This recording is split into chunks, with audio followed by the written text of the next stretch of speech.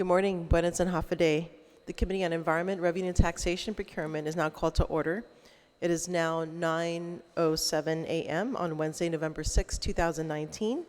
The notice of today's public hearing was provided to senators, stakeholders, and local media on October 29, 2019, meeting the 5-day notice, and then November 4th, 2019, meeting the 48-hour notice, thus meeting the requirements of open government law. I just would like to note for the record that Mr. Ricardo Impinko, he was on the agenda today, but has since been removed due to withdrawal of his nomination. We received notice this week. I would like to acknowledge my colleagues that are here today, Senator Tello Taitigui on my right, and Senator Will Castro on my left. Zizus Masi. The purpose of this portion of the public hearing is to receive testimony on nominations of Mr. Earl Garrido to serve as a member of the Guam Board of Equalization, and also to receive, it's a nomination appointment hearing for Ms. Doris Brooks to serve as a CPA representative of the Public Utilities Commission. And third item on the agenda is to hear testimony regarding Ms. Elizabeth Fisher to serve as a member of the Alcoholic Beverage Control Board. This committee will continue to receive testimonies until 4 p.m. Tuesday, November 12th, 2019.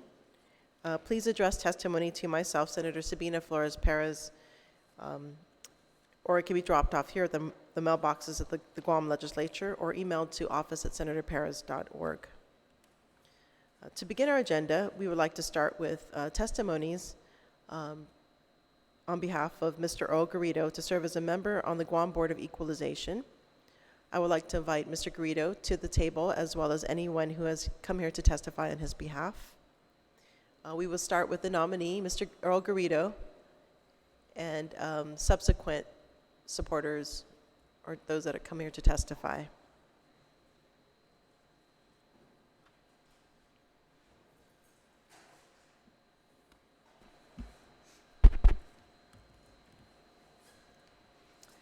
Okay, so before you begin, please state your name prior to your testimony. So, my name is Earl Garrido. I'm a resident of Sinahanya, and I'm here as an appointee for the Equalization Board for Rev and Tax.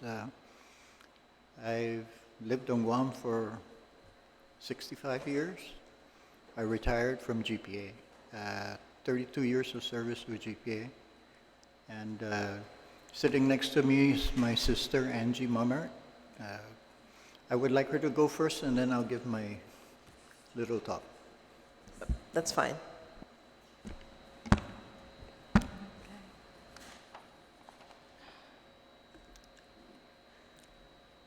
Good morning. Thank you for the opportunity to address this committee hearing on behalf of my brother, Earl Garrido, to be a member of the Board of Equalization. Hafiday, again, thank you for allowing me the opportunity to support Earl Garrido's nomination. My name is Angelina Mummert, and I'm writing to respectfully request that you and your committee members recommend to the full legislative body that Earl Garrido be confirmed to serve as a member of the Guam Board of Equalization. I have known Earl all his life because he is my younger brother, so I'm well positioned and can speak as an expert on his merits as well as his demerits. But we'll stick to the merits. He has been in public service, as he mentioned, most of his life, following in the footsteps of our late parents. Between our parents and ourselves, we have combined more than a century's worth of public service to the island. You could say it's in our DNA. He retired from the government of Guam, having worked for the Guam Power Authority for more than 30 years. He rose to the ranks at GPA, working his way from entry level to supervisory positions during his government career. Not content to be fully retired, he sought out new challenges, and his second career took him into the real estate arena as a realtor, where he has worked for more than 10 years.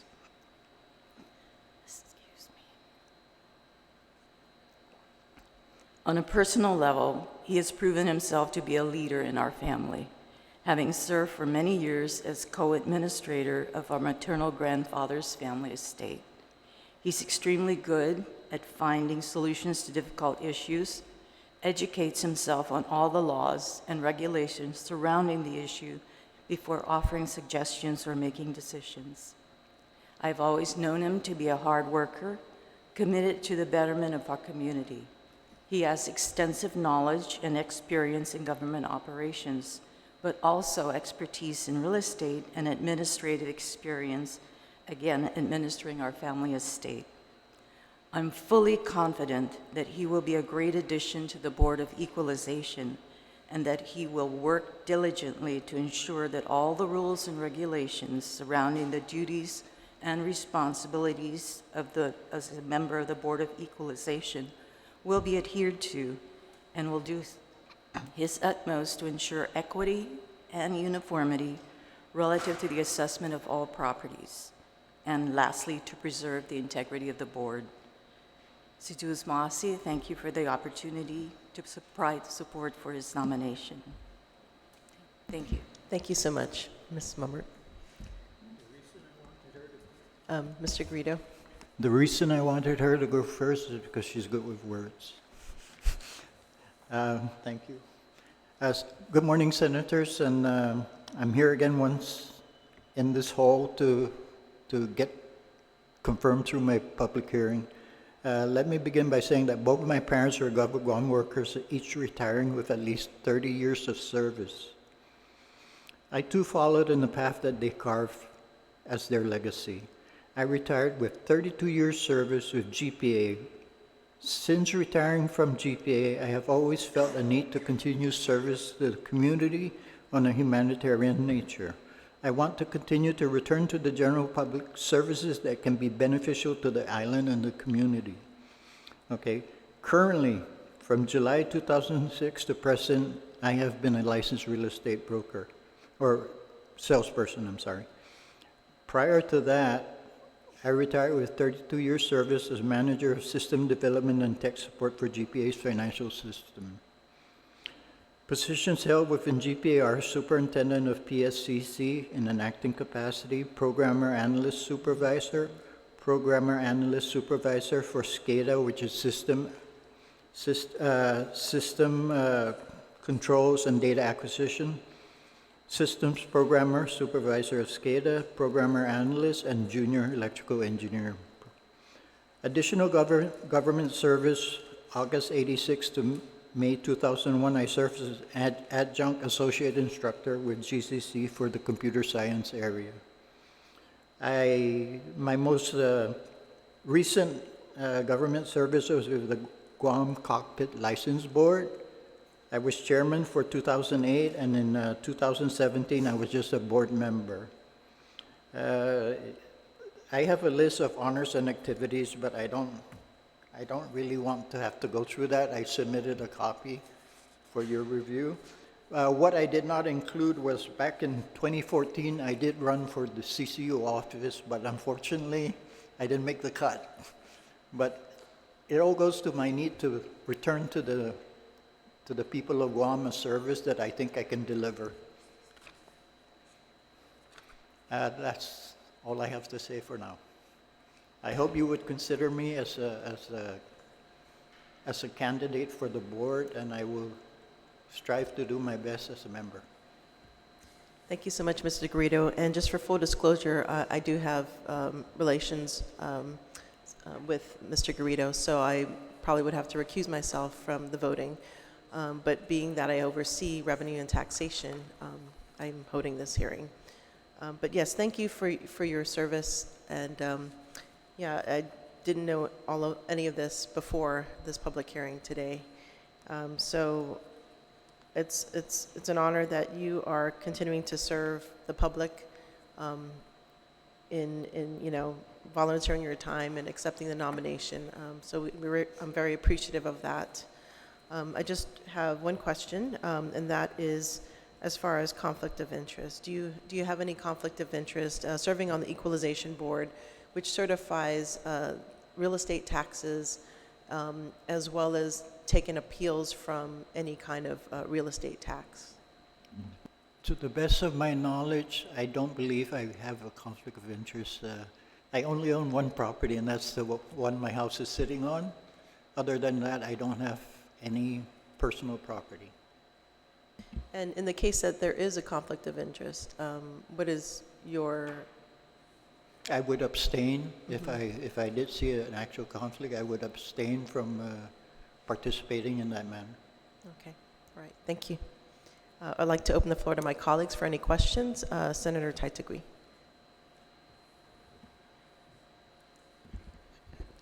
Good morning, and thank you, Madam Chair, for the opportunity. And I'd like to thank everyone who's here today. You know, it just warms my heart when I see a sibling, you know, there in support, especially, you know, looking at the two of you. This is your big sister, you know, and one thing I know about, I don't know who you are. This is my first time meeting you. I think I've seen you in passing before, but to allow your sister to speak first is a sign of respect, you know, and so that's a good sign for me, seeing from you. That's because she has more hair than me. Okay. Well, you know, I looked at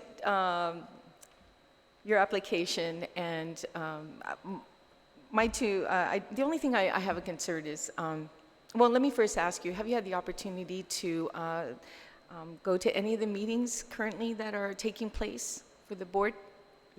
Can you speak again? I have a hearing. Sure, no problem.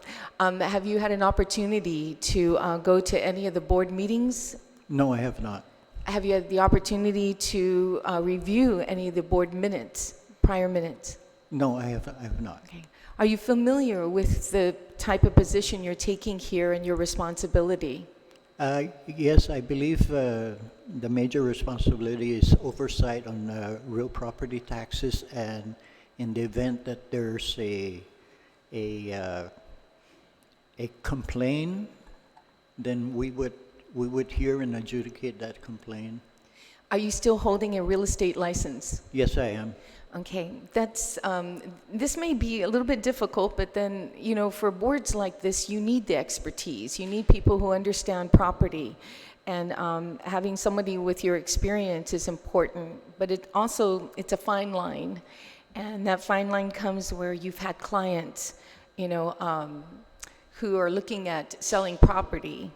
And but you said, with all, you know, due respect, you did mention that you will recuse yourself, and that would also mean to recuse yourself even if it's not your property, but somebody that you worked with or a client that you have. Are you willing to also recuse yourself if it's a former client or a potential client? Yes, I am. Okay, because it is really a fine line here. And, but I appreciate you being here. I see that you've done a lot of work that would be very instrumental when it comes to experience sitting on boards. And my last question would be that a lot of times these boards, they don't always have quorum. So will you be able to make all these meetings? And do you know how many times during the month that you're supposed to meet? Well, from what I understand, they basically meet only like 4 times a year that is scheduled. Any other meetings prior to that would be because of something ongoing. I've been with the cockpit committee, and we didn't always have a quorum, but we always attempted to meet. But were you there during your time as on the board Yes. for the cockfight? You were there all the time? Yes. Well, that's excellent. I mean, that gives me the reason to support you, making sure you show up and having that experience. So I really appreciate it, Mr. Guerrero, for stepping up to the plate. You've got a lot of good things behind you, and you have my support. And thank you to your sister who's here. Thank you, too. Who I'm sure will always keep an eye on you. Okay, thank you. Thank you, Senator Taitigui. Senator Castro. Jesus Masi, thank you, Madam Chair. Mr. Guido Jesus Masi, for accepting the appointment by the administration to serve as a member on the board. Lo dispensa sa tihu reporta how and I maktuzo sintuhum. If I recall, please correct me if I'm wrong, I think we had a conversation with a small group setting relative to the Guam Land mobile app. And what struck my memory, was your listed affiliation with Guam Lati Real Estate as a realtor. Yes. And I believe in those discussions, I met with you and your colleagues about the Guam Land mobile app. Kun hasuadzu na tempo? The Guam what? We were discussing the Guam Land mobile app. So, Madam Chair, I think if I'm not mistaken, forgive me, maybe I'm not speaking loudly and clearly. If I'm not mistaken about our encounter, one or two times you were very engaged in providing some input in the development of a Guam Land mobile app in its early conceptual stages, and I thank you for that. With that said, Madam Chair, I appreciate Mr. Garrido accepting the position to serve. I also want to highlight his citizen volunteer services with the Kiwanis, as I myself serve on the Knights and the Young Men's League of Guam. So you have my full endorsement on my vote of confidence, Mr. Garrido. I'll explain later in terms of our discussion with the Guam Land mobile app and how I didn't recognize you when I came because you weren't using your hat. Yes, I normally wear a cap. Dispensa. Thank you. Thank you, Senator Castro. So that concludes this portion of the agenda. So thank you very much for being here. Mrs. Usmasi. Thank you again.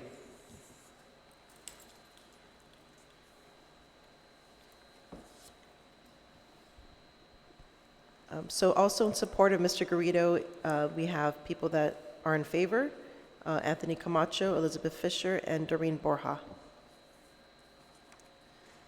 So the next item on the agenda is to hear testimony regarding executive appointment for Doris Flores Brooks to serve as a CPA representative on the Public Utilities Commission.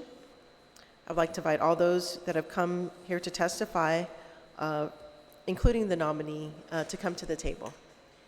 And prior to testimony, if you can please state your name for the record.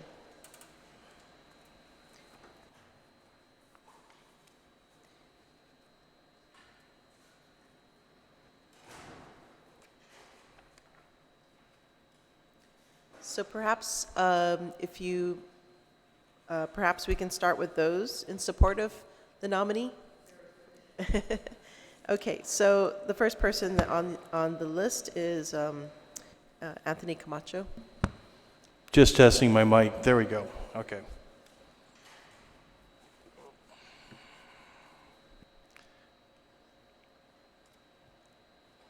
Madam Chairperson, Senators, I'm the legal counsel for the Guam Public Utilities Commission, and I strongly recommend that you confirm Doris Flores Brooks as a PUC Commissioner.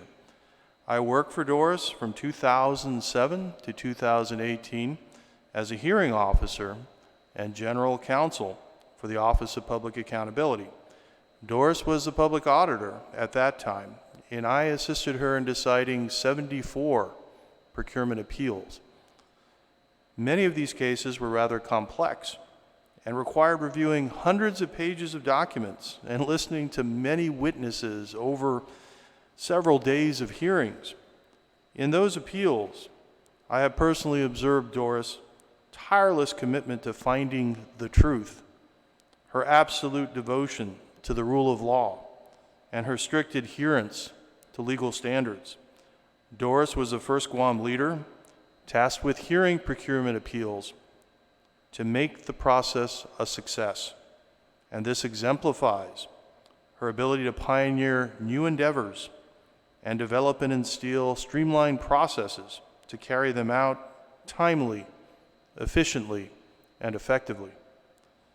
In these hearings, Doris also took great pains to ensure that all who participated in them had their say, especially those participants with special needs and those who are not represented by counsel in those matters. As a result of these efforts, these hearings were fundamentally fair. Doris served as the finder of fact for those procurement appeals, and I personally observed Doris carefully weigh the evidence before her, which often was complex and contradictory, especially in construction cases. Despite all that, Doris made the right decision time and time again. And these aren't mere accolades, because many of these 74 cases were actually appealed by the losing party to the Superior and Supreme Courts. Ultimately, both these courts found that Doris had made the right decision. And this truly exemplifies her extreme attention to detail, her superior analytical abilities, and her good judgment.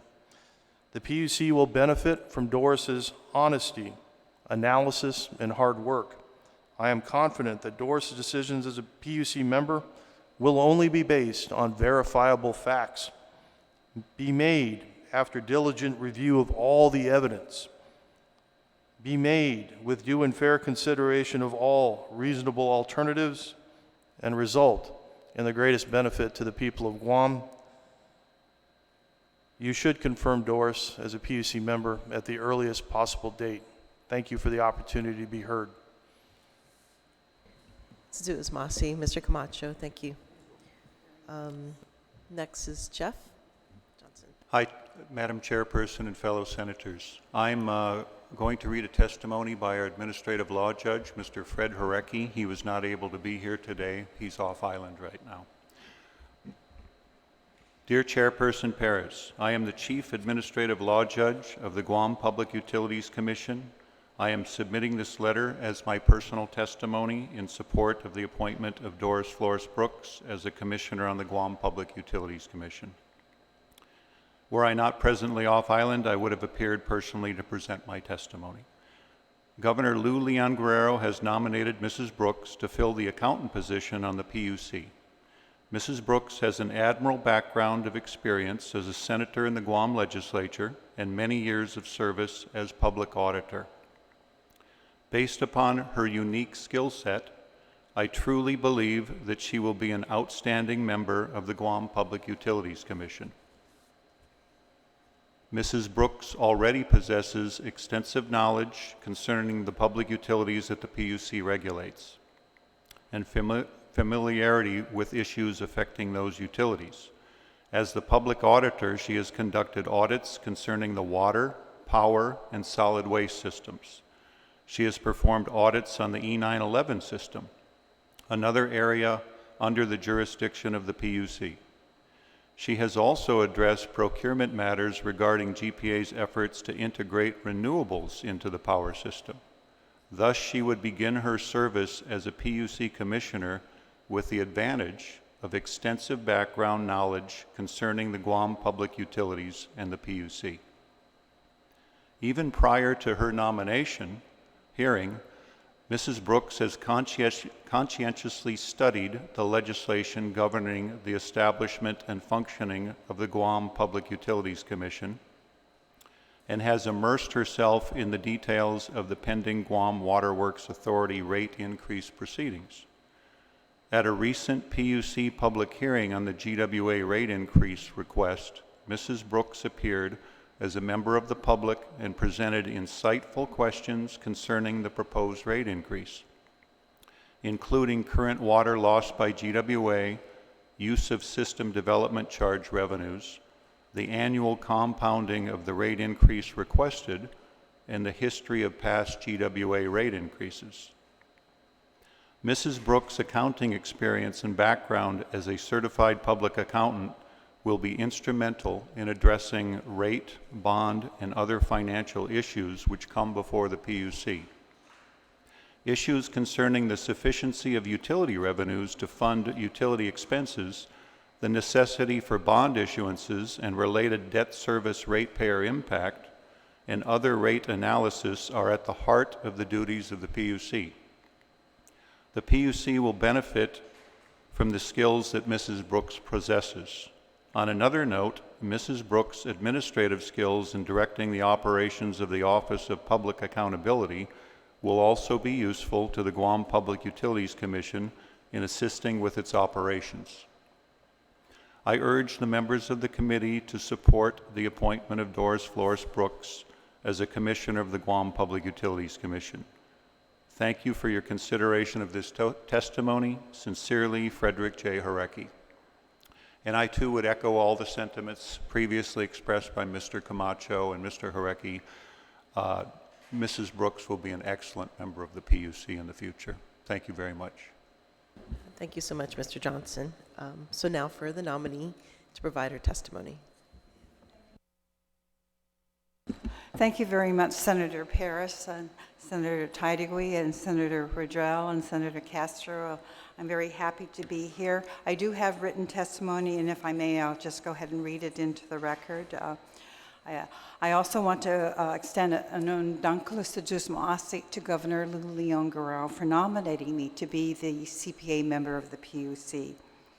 And as was previously stated, during my time as public auditor, I became very much aware of the government agencies that come before the PUC, namely GPA, GWA, the Port Authority, and of course Guam Solid Waste. And so this familiarity will help me in my role as commissioner. I'd like to speak to GPA. In 2016, the PUC approved the procurement of 180 megawatts dual-fired combined combustion turbine plants. And of course, last week at the PUC meeting held last Thursday, the GPA docket 1913, the PUC unanimously approved the award of the construction to the winning bidder, KEPCO. And if you see in today's newspapers, the contract has been signed. This will be Guam's first baseload plant since the 1990s. In addition, GPA will be adding 120 megawatts of solar power to its generating capacity. This is a capital project I am very familiar with, and the procurement appeal came before OPA. And so let me just add, I know that the legislature has expressed concern about going into renewables.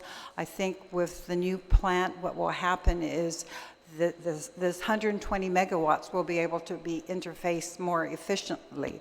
One of the things at the PUC hearing that was mentioned last week is the issue of storage. And one of the things in this thing, it will add for just 1 hour of storage so that the intermittency, the fluctuations of solar will not adversely affect the grid when it's coming in. In phase 3, what will happen is storage capacity, where a lot of that storage will be reserved so that it can be interfaced in the evening hours where that's the most peak. And I do applaud the legislature for the goal of having 50% renewables by 2035, and I think that is certainly well achievable. I'm at the hearing last week, the good chairman said in all those areas where there is so-called 100 renewables, one of the areas where they said is do not go completely renewables because it cannot be base load, meaning there all the time, and that fossil fuel plants is still going to be needed to overcome the inconsistencies, so to speak, of renewables. Okay. One concern I do have of GPA, and this is a concern I raised while I was public auditor, is GPA's heavy debt burden. Okay. GPA has a negative net investment in capital assets of $30 million as of its latest financial audit of September 30th, 2018. This negative equity or net position first occurred in FY 2016 when it was $40 million. And so I would be most interested in knowing what GPA will do to address the negative position. In 2018, according to the OPA financial highlights, the 2010 bond refunding caught my attention. GPA refunded its 2010 series bonds through the issuance of 2017 series bonds in December of 2017. This refunding resulted in accounting non-cash loss of about $17.3 million. And will reduce debt service payments by 11.5. So it has a non-cash loss of 17, and it will have a cash savings of 11.5. But that's going to take 22 years to amortize, okay? And although it will have, through that process, an economic gain, again non-cash, of about 7.8. So we did this, refunding at a 20, and it's going to take us 22 years, pardon the expression, to break even. Yeah. And so what I had noticed in the past is that GPA before was refinancing and extending the term. Therefore, whatever savings that you could have gotten from a lower rate was eaten up by the fact you had more interest. And that's why now it has a negative $39 million.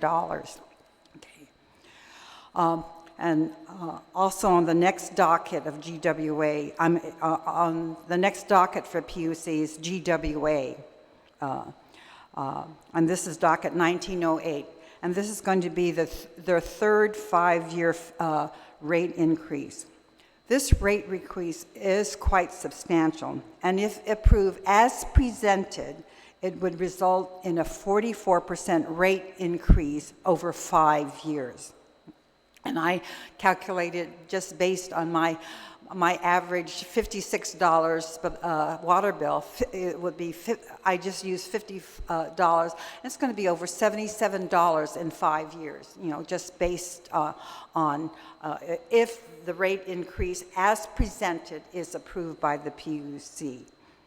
So I've also looked at the document submission, and I do have a number of questions. And as Fred Hurecki alluded, last week I did have a chance to answer some of those questions. For example, the CCU did not unanimously approve the rate request. There were 2 commissioners who opposed it. And according to Mr. Berdaliu, it was because they thought the rate request should have been lower. Okay. And then, of course, other concerns I've always had continuously is the continued water losses that GWA has had for many, many, many years. And what I've asked the chair, Mr. Berdaliu, is what is your plan to mitigate those losses, and what time frame are you going to establish that? And then, of course, the Navy purchase of water, that continues to increase. And although according to Mr. Berdaliu now, that increase has stabilized, but the rate per water purchases is quite significant. And as I was talking to Senator Nelson, how much is the Navy drawing from the aquifer? So that should be of concern to us also. And I guess fundamentally, why is the Navy in the water business? Why can't it be a customer of GWA as opposed like the way the Navy is a customer of GPA for power? So why is the Navy in the water business and selling water as opposed to being a customer? Okay, so those are just some of the concerns I have. And of course, most recently, and hopefully come January, the Guam Solid Waste Authority will become truly independent with the receivership going away. And the PUC has already established the protocol whereby the PUC will review all contract obligations in excess of $750,000. And Solid Waste is to submit its capital improvement budget by September of each year and a 2-year estimate. And so this will be the first time the PUC will be reviewing the Guam Solid Waste because with the ending of the receivership. And of course, we already know that GPA, the PUC has similar protocols for contract review. For example, last week, the PUC approved the contract for some capital improvement projects at the Port Authority. So GPA has a threshold of 1.5 that contracts have to come before the PUC, whereas GWA and the port have a $1 million threshold, and the solid waste has a $750,000 threshold. And in the interest of disclosure, I bring to the committee's attention the Guam Solid Waste's former legal counsel was Georgette Conception. Ms. Conception is a partner of my stepson, Terry Brooks, of the Brooks Conception Law Firm. The PUC and the staff, in particular Fred Recke, have done a tremendous job of keeping utility rates at reasonable levels. I look forward to working with the other commissioners and ensuring that the ratepayers of Guam have affordable utility rates and efficient service. Thank you again for holding this hearing. I'm ready to answer any questions you may have. Thank you, Mrs. Brooks. I think that's amazing. We just got an education here today. And I think it just goes to show you, you have a depth of knowledge. You're well prepared for this position. You have my support. I don't see, I just want to thank you for accepting the nomination. Thank you, Senator. I look forward to serving, and I hope the rest of your colleagues will feel likewise. Okay, so I'd like to acknowledge my colleague that is joining me today, Senator Rigel. And I would like to also open the floor for questions to my colleagues. Senator Castro.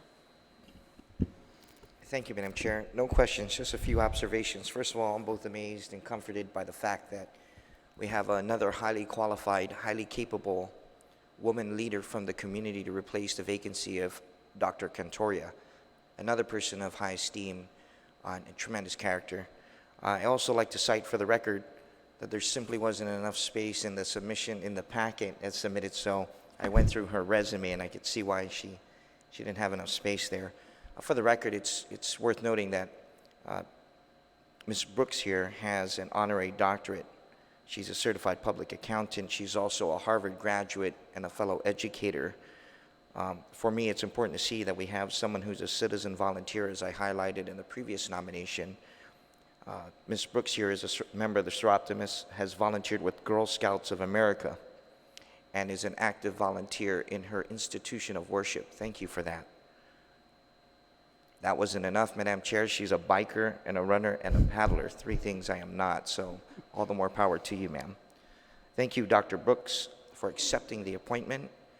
I want to also publicly thank you, Madam Chair, for hearing this appointment within a 60-day window. I think it's important that all nominations from the island's chief executive be publicly heard and given equal opportunity to be voted up or down. Notwithstanding the nonpartisan nature of the commission, I want to publicly thank Governor Lou Leon Guerrero for appointing a highly qualified, highly capable, but fair and well-rounded Republican to the commission. You have my full vote of confidence, Dr. Brooks. Thank you. Thank you. I'm not a doctor. Thank you. Honorary doctor, it's good enough for me, ma'am. Thank you. Thank you, Senator Castro. And yes, thank you for bringing up, reminding me about the service of Dr. Cantoria. And I do appreciate all her service in the PUC board as well.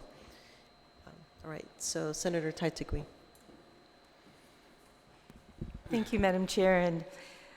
And like the previous nominee, the chair divulged an interest in the last person, and I have to also, for disclosure, say that I too am a Southern girl, as well as Inarahan. Yeah, Inarahan rules. Yes.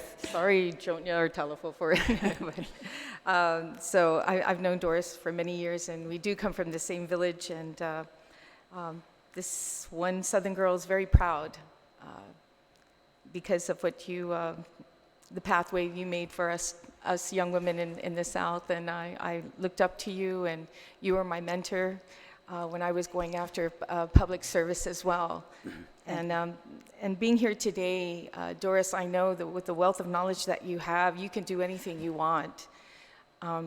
So it really, it's just humbling to know that you still want to serve the people and volunteer for something like this. It's just amazing. It speaks well of you. You know, I had a list of questions, but I'm still trying to put my head around this testimony that you brought with all this additional information. My head's going around that, you know, but I was going to ask you if you, you know, went after some other previous board minutes and reviewed it. It's obvious that you're already engaged in finding out, and, you know, I tell you, your board members, get ready, because Yes. Doris is on the board, and she is going to cross every T and dot every I, as well as add it up. So you have my full support. Again, thank you for serving the people of Guam, doing this for us. I very well appreciate it. Thank you. Thank you, Senator, for your kind words, and I look forward to the opportunity of serving our people. Thank you, Senator Taitigui. Senator Rigel? Thank you, Madam Chair. Just a couple of questions. One, you mentioned about the 50% renewables, but also the bill we passed requires 100% renewables by 2045. So you're correct, 50% by 2035, and then 100% by 2045 is the recent legislation we passed. What are your thoughts on 100% renewables by 2045? I'm not going to be around by that time, I'm sure. So I think the technology is still there. From what I've read from the testimony, in fact, our good chairman here had indicated all those who do have so-called 100% really don't have 100% renewables. But I think eventually it will become that, you know, with, you know, whoever thought of the internet and what we do now. So I think with that, but, you know, 2035 is, I think, achievable. Do we want 100%? I think so, yes. The real question is, will the technology be there to support that? Yeah, that's really the issue. It's the technology. Thank you. Because, Fair enough. you know, going back to the 120 megawatt, you know, because afterwards, when they were talking about it, and I asked John, I thought we had storage capacity, because that was one of the driving factors, you know, in the appeal decision. And what he explained to me was it was for the intermittent to stabilize the fluctuation. But it wasn't enough storage capacity to be able to use all that solar generated so we could use it at night, because, you know, Guam's peak load is in the evening. And he said that's going to be phase 3 of the renewable project. And I'm glad to know that they want to achieve that. And if we can achieve it sooner, let's do so. You know, but a lot's going to depend on the storage capacity, and that's why you have right now, for example, like the electric cars. It's the battery that's the challenge. Yeah. Thanks. Yeah, I agree. I believe that the technology will be there. I think 25 years is enough time for the technology to get there. I liken it to, you know, just think where we were at technologically 25 years ago. I think we were using pagers instead of cell phones. Yeah. And, you know, remember back then when you had the page, and then when the two-way pager came out, everyone went bananas. And now or the we have fax machine. fax machines, you know. Now we have cell phones with smart technology. You can literally log onto the internet from wherever you're sitting. So I think 25 years technology will be there, but you're right, of course, it's all going to be contingent upon whether or not the technology is actually there to achieve 100%. So I'm happy to hear that you do think that 100% is a good goal to set, and that your main issue is whether or not technology is available for that. One other question is, what are your thoughts on the net energy metering program? Specifically, the Guam Power Authority has previously petitioned the PUC to change the ratio at which NEM customers would be reimbursed for, or I forget the exact term, basically how much NEM customers would be credited, I believe is the correct term, for the power that they produce from their solar panels. So currently they're getting basically like a 1-to-1 kind of ratio. They're basically getting the same amount that GPA charges its customers. It's how much they're crediting NEM customers for the power they produce. But GPA has been seeking a reduction in that amount, which would negatively impact NEM customers. What are your thoughts on that? Well, first of all, I'm not sure. Is that before the PUC right now? what- It's still ongoing. From time to time, they approach us and bring that up. Right now, we're kind of in a holding pattern again, so it's still dollar for dollar. We're going to revisit it maybe within about a year or two. Yeah, okay. Well, I myself have been wanting to get solar, because I think it's the right thing to do. But in my own personal review, what has discouraged me is because the fact that there is no storage right now. And that's why I have not gone and made that investment. We've had a lot of, salespeople come and talk to us about it. We've done a lot to minimize our own power bill, like double pane windows and redoing the roof and things of that nature, because the bills were very high.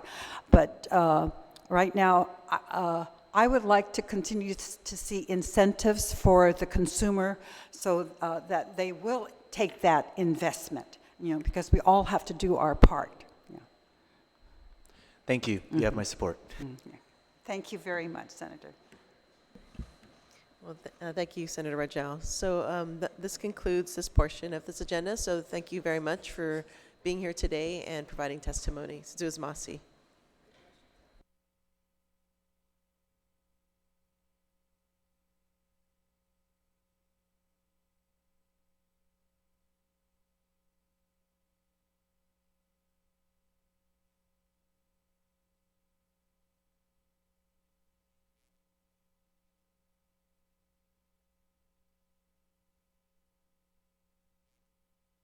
Just a quick recess.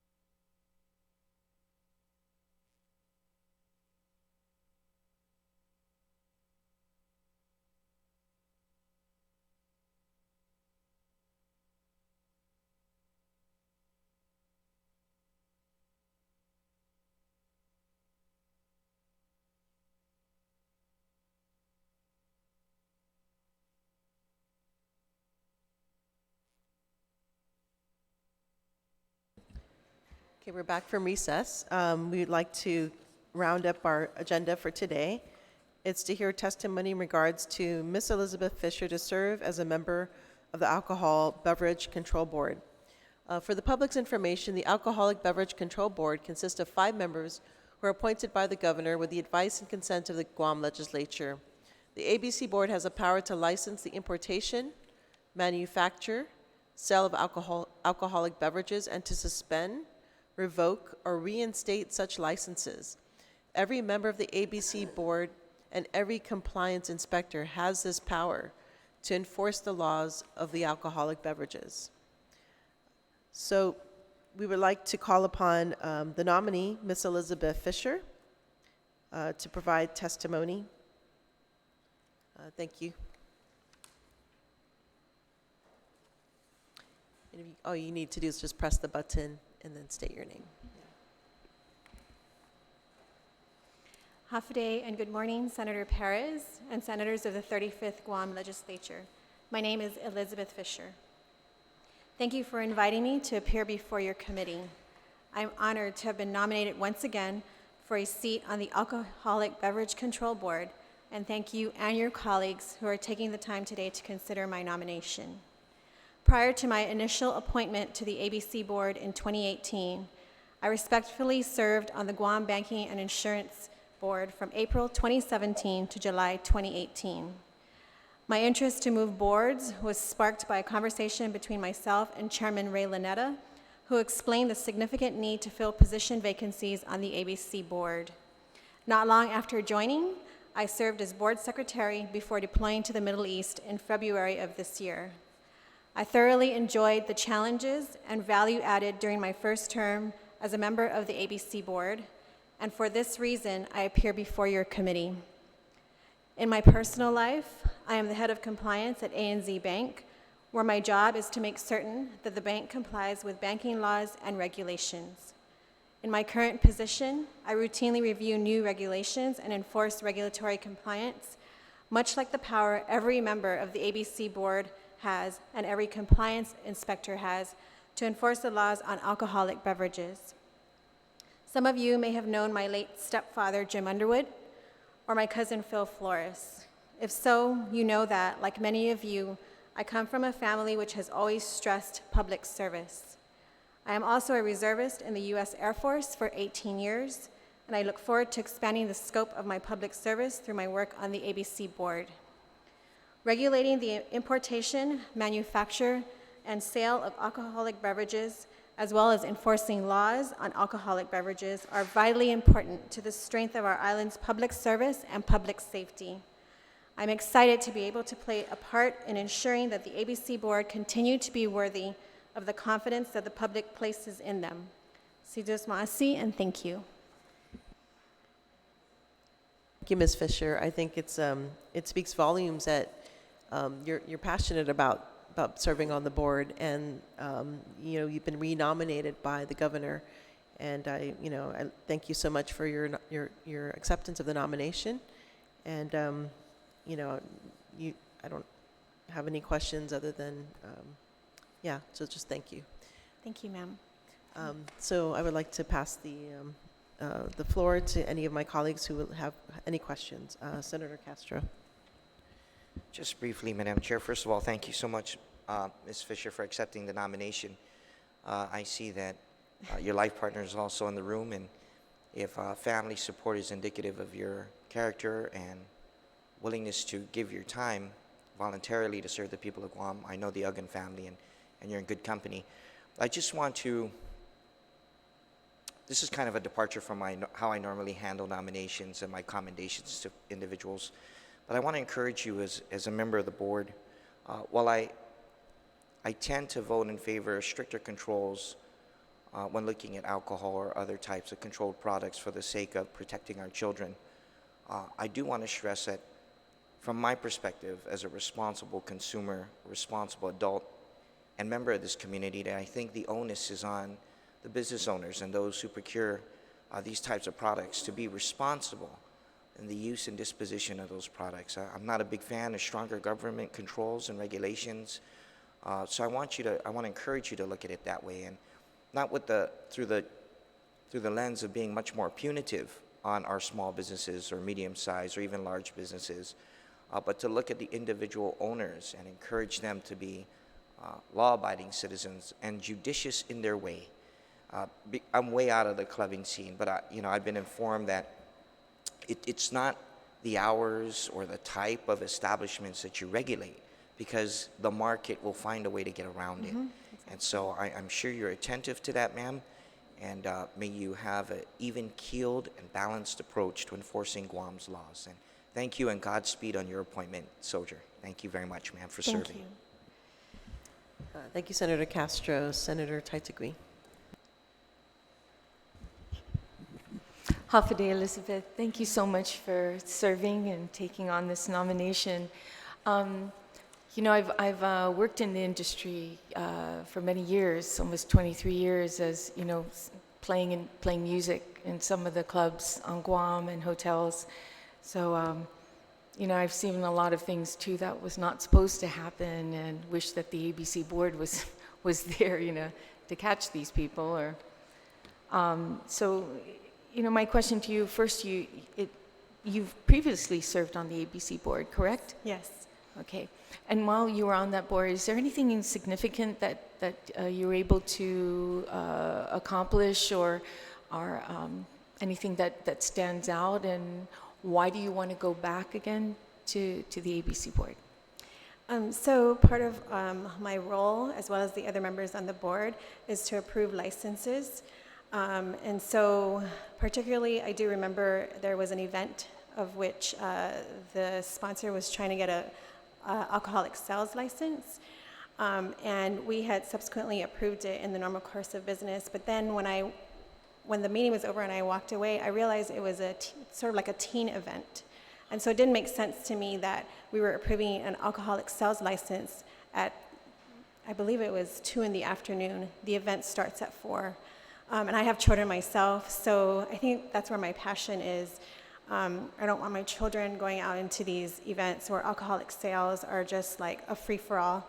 And I think it extends to the public as well.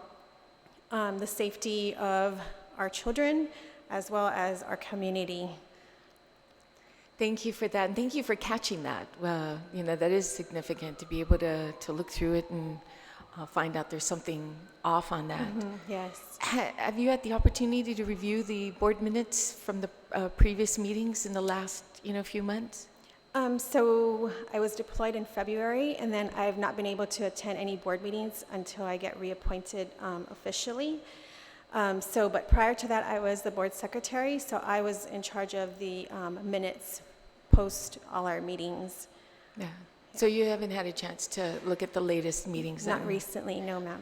Okay. And while you were serving on the ABC board, were you there? Did you miss meetings? Because it's hard for quorum sometimes to. There was one meeting that I missed, but I attended by phone. I dialed in. That's good. Yes. Technology. We were Yes. just talking about that.